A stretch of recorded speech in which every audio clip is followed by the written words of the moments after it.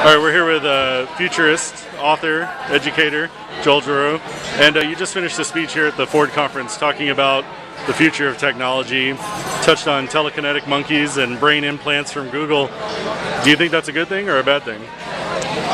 I'm trying to figure out how emerging technologies change what it means to be human.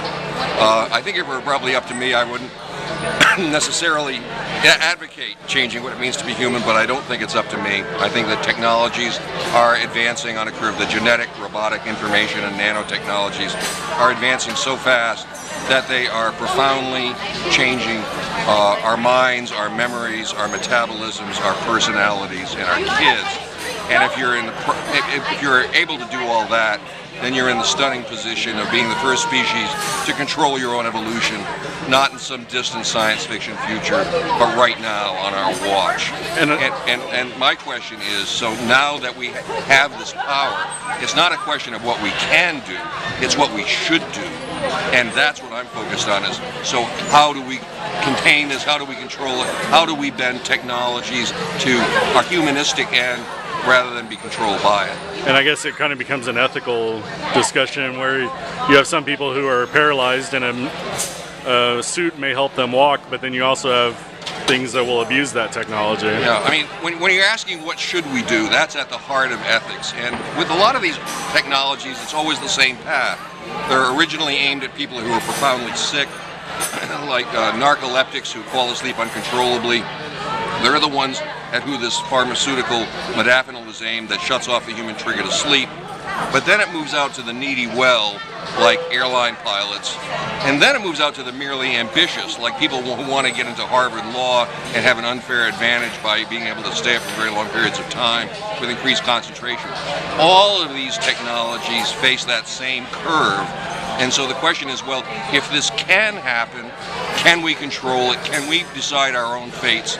Or are we going to be, or are our inventions going to rule us?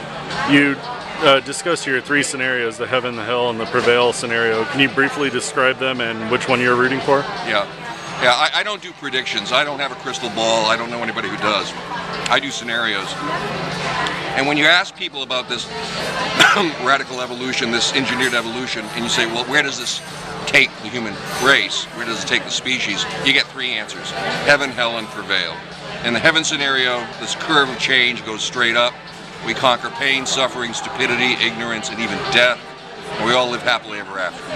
Could happen. Very credible scenario. The hell scenario is the mirror opposite, in which these technologies continue to accelerate, but they get into the hands of madmen or fools. And in that circumstance, you can easily imagine wiping out the human race in the next 20 years. And that's the optimistic version. The pessimistic version is where you wipe out all of life on Earth. Now, but there's a third scenario, and this is the one I'm not predicting, but I'm rooting for. And both the heaven and hell scenarios are techno-deterministic, which means the technologies are driving history. I'm hoping that the third scenario, prevail, will be the one that happens, because that's a fundamentally different notion. It's a notion that's based on not how many transistors you can get to talk to each other, it's about how many ornery, cussed, imaginative, surprising humans you can link up in a bottom-up way to help control our own destiny as we have in the past. And are we in any of those phases right now, you think? You can see early warning signs for all three, but the thing that I'm rooting for, the hallmark of the prevail scenario, the early warning signs would be, are you seeing a rapid increase in people doing imaginative, flock-like, bottom-up human behavior?